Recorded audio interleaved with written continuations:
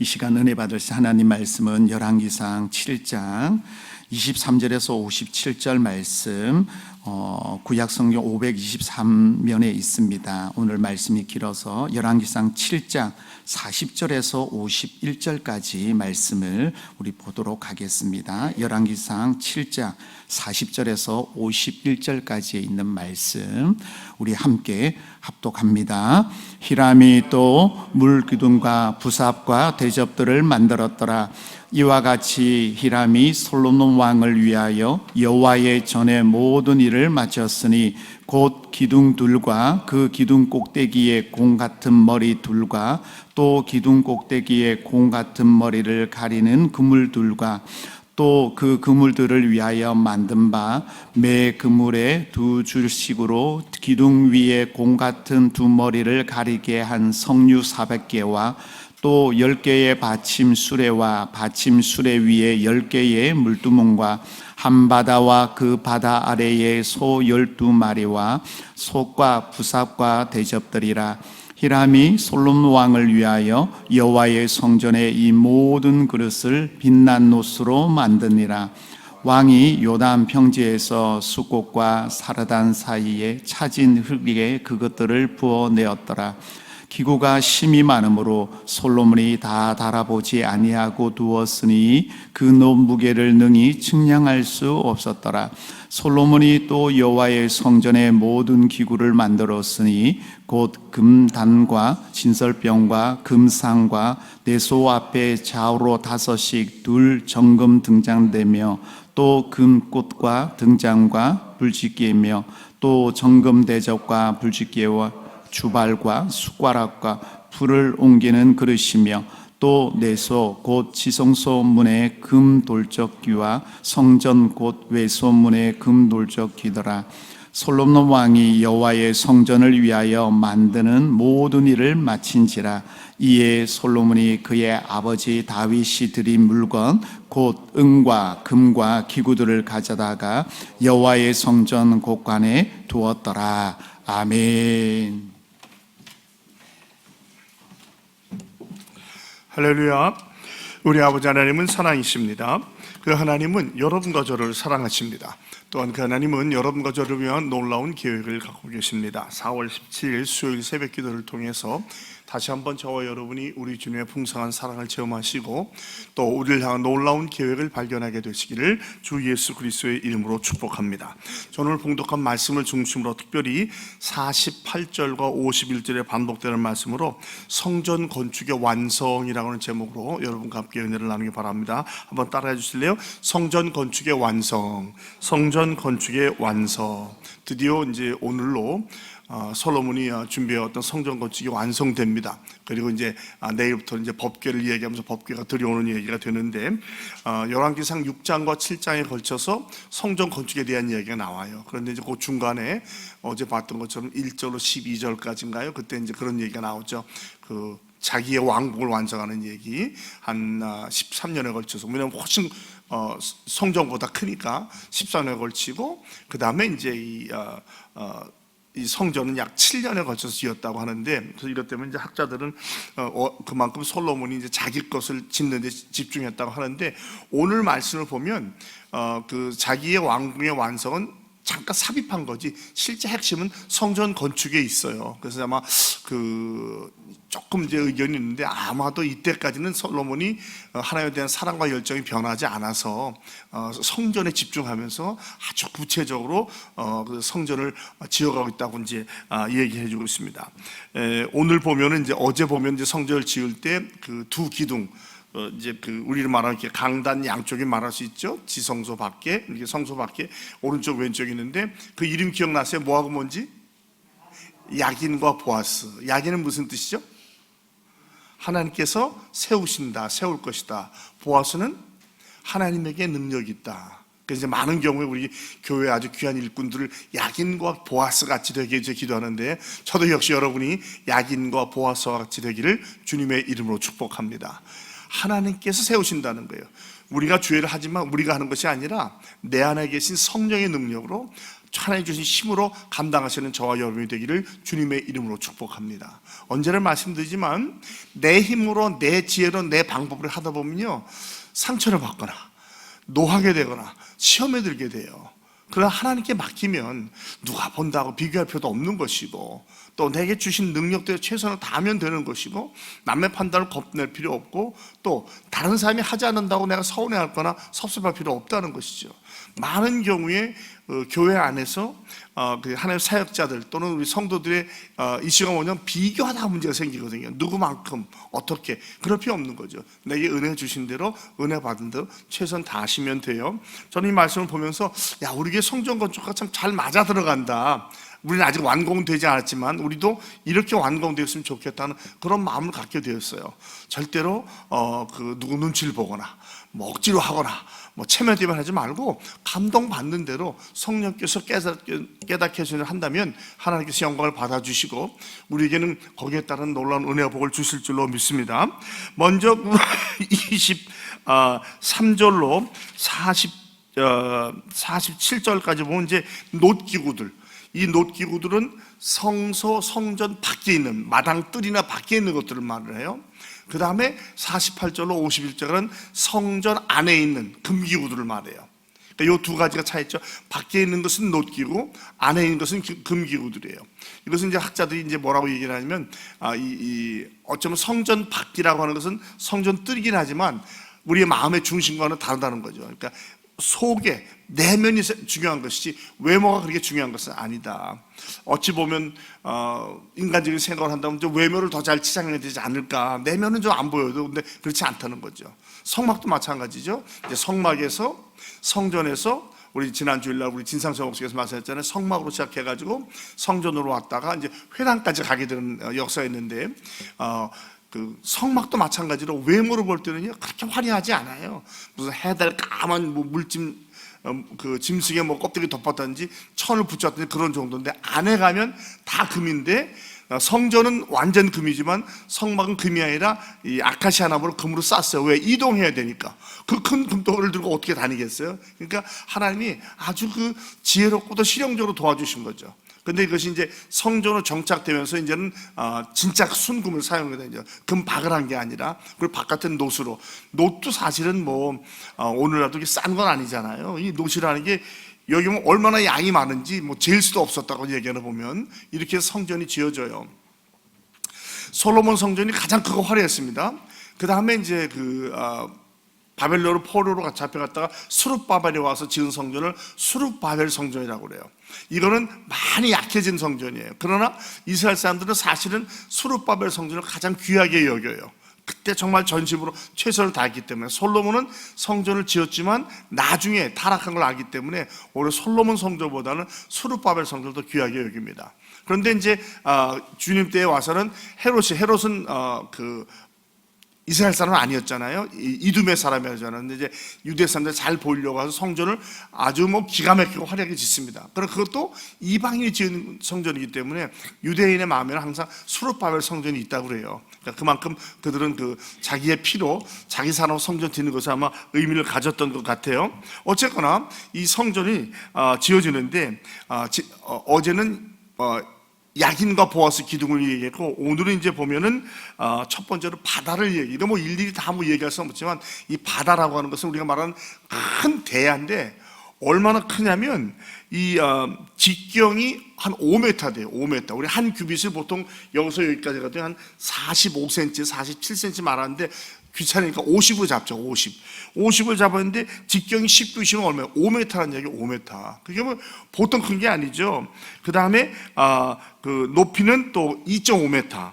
그 다음에 주위가 15m예요. 돌라기. 그러니까 우리로 말하면 어쩌면 여기 반도 넘는 물이 4만 리터가 들어가요. 4만 리터. 이게 뭐 1리터짜리가 4만 개가 들어가니까 얼마나 크겠어요. 요 용도는 뭐냐면 제사장들이 거기서 자기 몸을 씻고 또 성전을 청소한다든지 할 때 쓰는 거예요. 근데 요게 작아지면서 물두멍이라고 나오죠. 10개의 물두멍 나와요.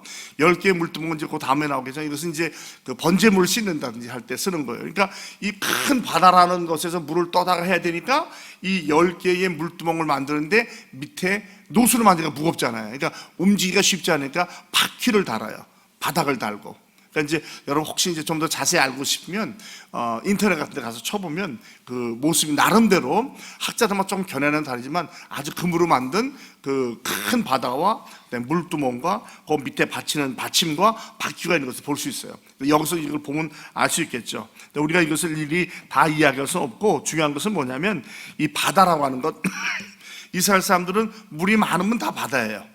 그러니까 갈릴리 호수도 바다고 여기도 바다인 거예요. 그 물인데 여기서는 무엇을 상징하냐면 바로 그리스도의 보혈을 상징해요. 여러분 계시록에 보면 유리바다라고 나오죠. 유리바다. 유리바다는 바닥이 유리란 뜻이 아니라 이 노시 아닌 유리로 만들었다는 뜻이에요. 그래서 무엇을 상징하면 그리스도의 보혈을 상징합니다. 일반적으로 성경이 말하는 바다는 세상을 말해요. 악의 세계를 말해요. 그런데 그 바다가 이 대야 안에 들어와 있다는 거죠. 그러니까 하나님의 통치하에 있다는 거죠. 마귀 사단도 오늘 함부로 하지 못합니다. 하나님이 허락해 주지 아니하시면 우리한테 나쁜 일도 일어나지 않는 거예요. 여러분 꼭 그 말씀 믿으시 바랍니다.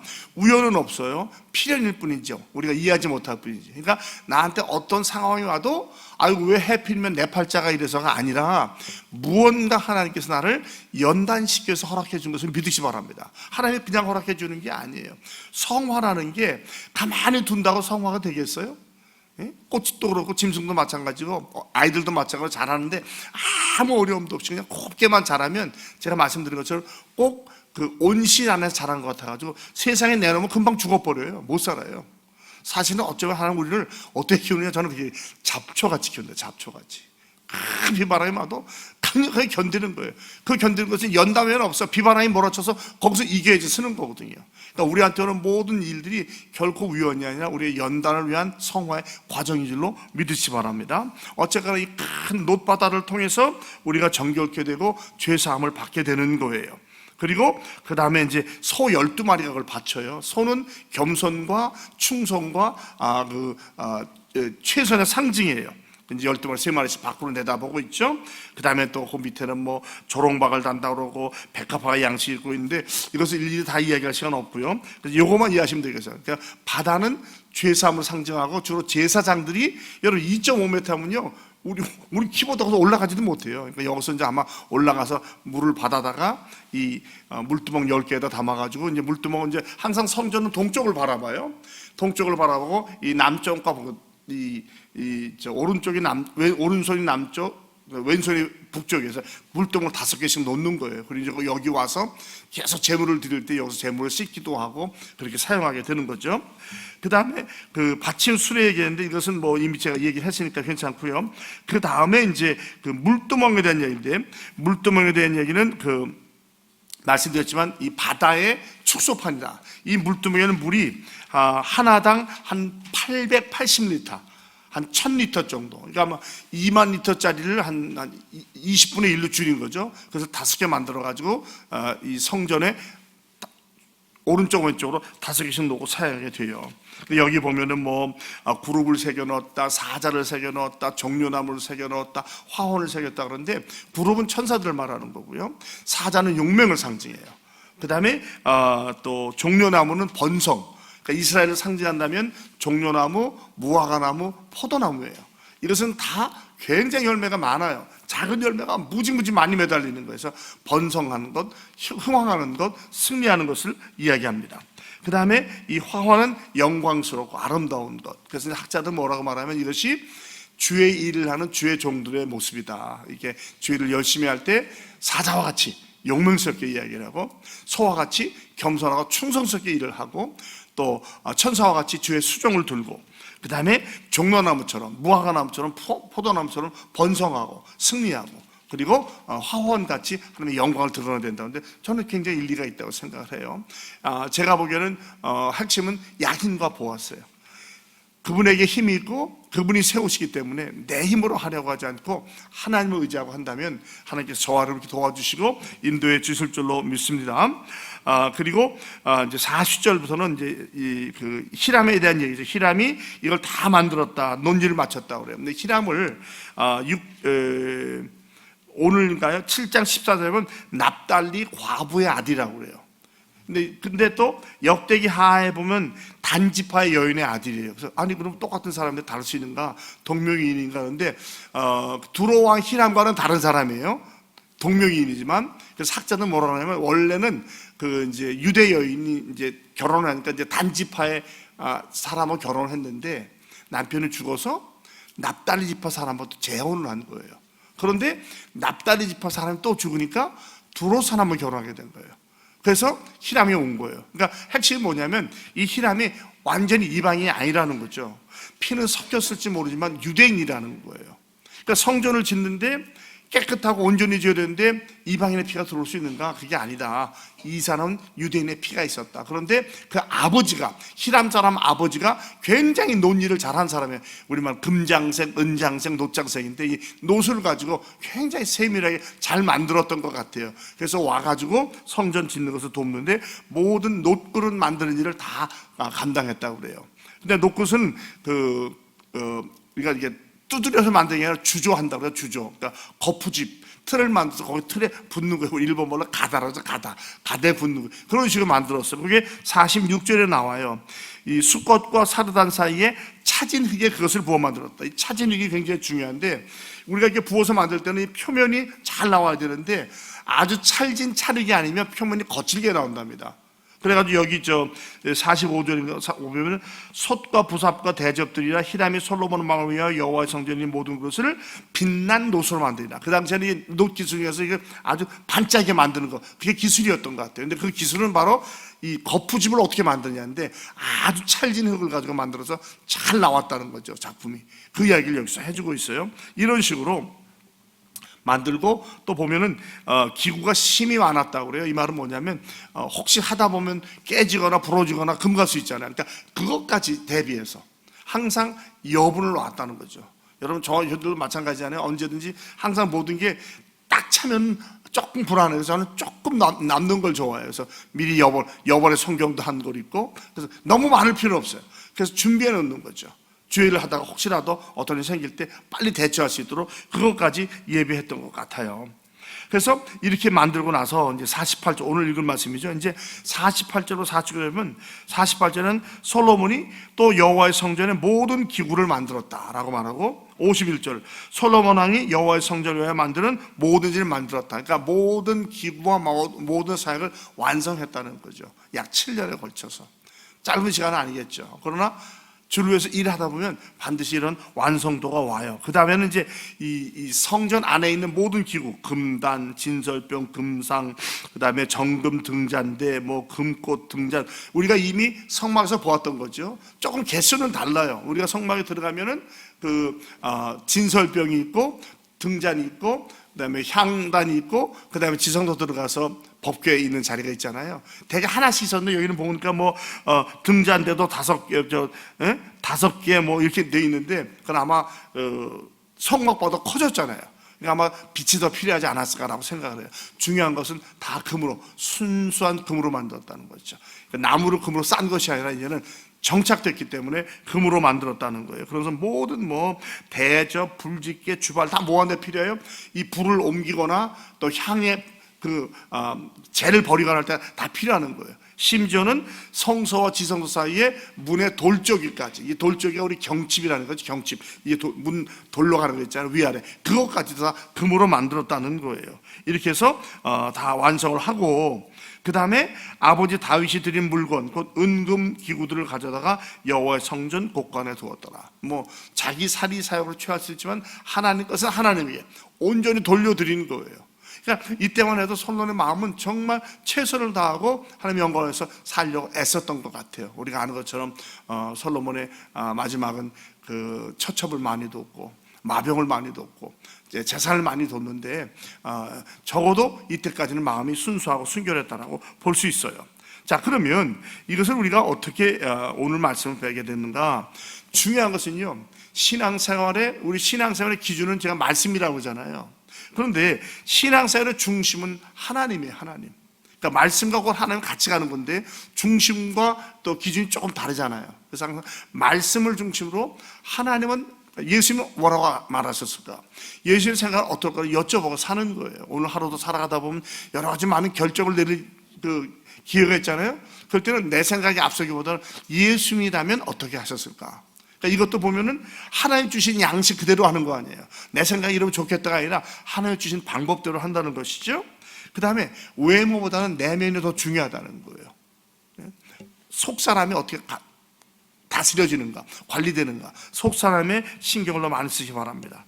그리고 우리가 또 그 바다와 물두멍을 통해서 그리스도의 보혈로, 그러니까 큰 바다라고 하면 우리가 회개도 우리 죄사함 받고 회개를 받지만 날마다 또 회개가 필요하잖아요. 물두멍은 날마다 죄를 씻는 과정이거든요. 그러니까 두 개가 균형과 조화가 필요하겠다. 그리고 우리의 삶은 약인과 보아스와 같이 가겠다. 하나님께서 힘을 주셔서 그 힘으로 내가 주의를 한다. 그런 생각을 하시 바랍니다. 자꾸 사람 보면 실망해요. 섭섭해요. 노해요. 그럴 필요 없는 거예요. 주의를 하면서 그럴 필요가 없잖아요. 그죠? 주님 바라보고 누가 뭐라고 해도 네 그러세요. 네 잘 알겠습니다. 괜히 노하거나 화낼 필요 없이 충성하시 바랍니다. 자, 오늘 말씀 보면 마지막으로 우리에게 필요한 것은 서로 나누는 마음, 또 받쳐주는 마음, 서로 존중해주는 마음, 그리고 진실한 믿음이 필요해요. 그러니까 중심을 보시 하나님 앞에서 하나님을 사랑하듯이, 결국은 십자가의 사랑이죠. 하나님 사랑하듯이 이웃을 사랑하는 거예요. 함부로 판단하고 정죄하지 않고 똑같이 대해주고, 돈이 많거나 적거나 공부를 많이 했거나 못했거나 그게 중요한 게 아니잖아요. 똑같은 형제로 자매로서 존중해주고 받쳐주고 섬겨주는 그러한 성도의 삶, 또 이것이 우리 개인의 삶에서 흘러나와서 사람들이 볼 때에도 저 사람 참 예수 믿는 사람이야, 참 나도 저렇게 되고 싶어 라고 생활을 통해서 그리스도의 향기를 바라시는 저와 여러분이 다 되시기를 주 예수 그리스도의 이름으로 축복합니다. 하나님 아버지 감사합니다. 오늘 솔로몬이 성전을 완성하고 완건을 보면서 우리 안에도 이러한 성전이 믿음으로 지어가게 하시고, 또 실제적으로 우리 교회에서 성전 건축을 이어가고 있는데 이런 방법으로 아름답게 이루어지고 완성되기를 소원합니다. 사람을 보지 않게 하시고 주님을 바라보게 하시고 말씀과 하나님의 뜻을 기준으로 아버지 일을 진행하게 도와주시옵시고, 모든 것을 합력과 서로 이루시는 주님을 신뢰하며 아버지 끝까지 최선을 다하는 우리 모두, 그래서 마침내는 완공되는 그날을 볼 수 있는 우리 모두가 되게 하여 주시옵소서. 다시 한번 우리의 죄 사함을 확인하게 하시고 날마다 연약함과 부족함을 고백함으로 깨끗함을 얻게 하시고, 약인과 보아스와 같이 하나님께서 그 힘으로 세우신다는 믿음을 가지고 내 힘으로가 아니라 주님의 지혜와 주님의 능력과 주님의 방법으로 하루하루를 살아가는 우리 인천중앙의 모든 성도 여러분들이 다 되게 하여 주시옵소서. 예수 그리스도의 이름으로 축복하며 감사하며 간절히 기도합니다. 아멘.